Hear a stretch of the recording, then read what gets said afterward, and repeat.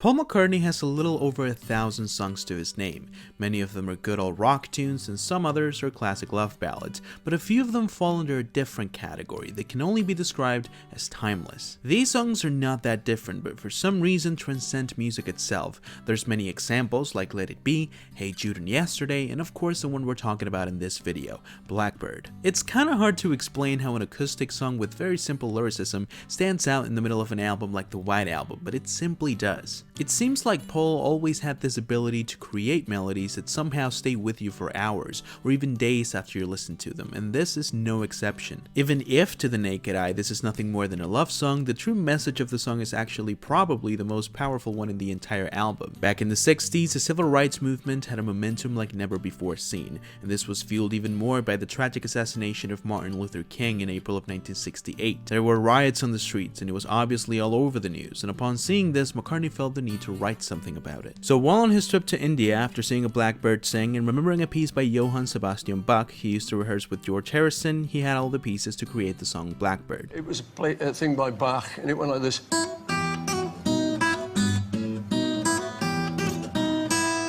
But I always liked this little. So years later I then adapted it into the song Blackbird.